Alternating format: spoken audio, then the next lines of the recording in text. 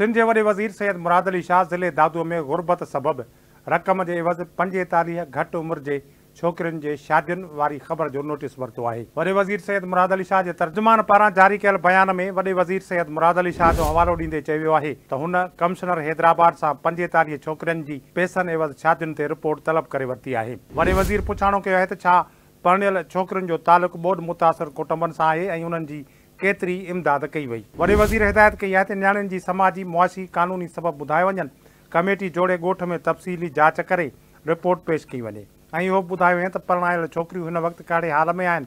हर मामले जी रिपोर्ट ॾिनी वञे त जीअं उन मसइले जो ख़ात्मो आंदो वञे। इन त कमिश्नर हैदराबाद खे जांच रिपोर्ट में पंहिंजूं सिफ़ारिशूं ॾियण जी बि हिदायत कई वई आहे। वाज़े रहे त ॿ ॾींहं अॻु ख़ाबरू उदारे रिपोर्ट कयो हो त सावणीअ जे वसकारनि जी शुरूआति में 14 वरहनि जी शुमाइला ऐं सनस 13 वरहनि जी भेण आमना जी शादी पैसनि एवज़ कराई वई हुई। संदन वालदेन इहो फ़ैसिलो ॿोॾि जे ख़तरे खां बचण लाइ कुटुंब जी मदद करण लाइ कयो हो।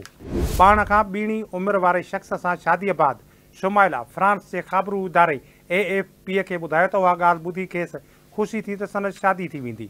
मूं सोचियो त मुंहिंजी ज़िंदगी सवली थी वेंदी। हिन वक़्तु नंढी उमिरि जे शादियुनि जो रुझान घटिजी रहियो हो, पर 2022 में वॾी ॿोॾि खां पोइ इंसानी हक़नि जे कारकुननि ख़बरदार कयो त मौसमियाती मुआशी अदम तहफ़ुज़ सबबि अहिड़ियुनि शादियुनि में इज़ाफ़ो थी रहियो आहे। जुलाई ऐं सेप्टेंबर जे विच में सावणीअ जी मुद्द लखे हारियुनि लाइ अहम हूंदी आहे, पर साइंसदाननि जो चवणु आहे त मौसमियाती तब्दीली इहो वक़्तु हारियुनि लाइ ॾुखियो बणाए रही आहे, जंहिंमें लैंड स्लाइडिंग ॿोॾि ऐं फसलनि खे नुक़सान जो ख़तरो वधी रहियो आहे। सिंध जा केतिरा ई ॻोठ अञा ताईं 2022 जे ॿोॾि सबबि बहाल न थी सघिया आहिनि। समाजी तंज़ीम जे अॻवान माशूक ब्रह्माणी जो चवणु आहे त अहिड़ी सूरत हाल सबबि सावणीअ जे कुंवारियुनि जो हिकु नओं रुझान पैदा थी रहियो आहे। माशूक ब्रह्माणी जो चवणु आहे त कुटुंबनि खे ज़िंदा रहण लाइ को बि रस्तो मिली वेंदो, उन्हनि लाइ वाज़िह तरीक़ो हीअ आहे त पंहिंजे नियाणियुनि जूं शादियूं पैसनि एवज़ कराइनि। दादू ज़िले में 2022 वारी ॿोॾि खां पोइ ॻोठनि में नंढी उमिरि जी शादियुनि में वाधाई आहे। हुन ॿुधायो त ॻोठ खान मोहम्मद मलाह में शुमाइला ऐं आमना जूं जून महीने में शादियूं थियूं। गुज़िरियल सावणीअ खां पोइ अॼु ताईं लॻभॻि 45 नंढी उमिरि वारियुनि छोकिरियुनि जूं शादियूं थियूं आहिनि, जिन मां 15 हलंदड़ साल जे मई ऐं जून में थियूं। ॻोठ जी झूनी औरत माई हाजानी जो चवणु आहे त 2022 वारी ॿोॾि खां अॻु संदन ॻोठ में नियाणियुनि जी नंढी उमिरि में शादी न थींदी हुई। केतिरनि ई वालदेन AFP खे ॿुधायो त हुननि गुरबत खां बचाइण लाइ पैसनि एवज़ धीअरुनि जूं शादियूं करायूं। बीबी सचल जो चवणो हो त हुन नौजवान कुंवार जे वालिद खे 2 लख रुपया ॾिना आहिनि। नजमाली शुरूआति में शादीअ लाइ पुरजोश हुई। संदसि चवणु आहे त संदसि मुड़ुसु वालदेन खे 2.5 लख रुपया ॾिना हुआ, पर उहो कर्ज़ु कंहिं टीं धुर खां वरितो हो। हाणे उनखे वापसि करण जो को बि रस्तो न आहे। हाणे मूंखे 6 महीननि जो पुटु बि आहे।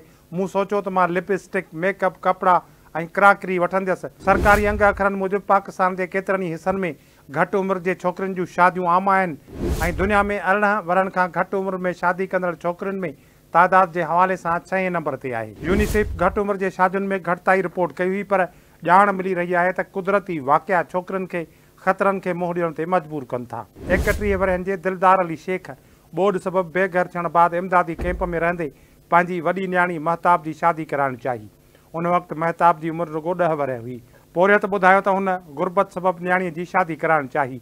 नींगरीअ जी वालिद सुंबल अली शेख ॿुधायो त जंहिं राति हुन धीउ जे शादीअ जो फ़ैसिलो कयो, उन राति खेसि निंड न आई, पर समाजी तंज़ीम जी मुदाख़लत सबबि शादी मुलतवी थी वई।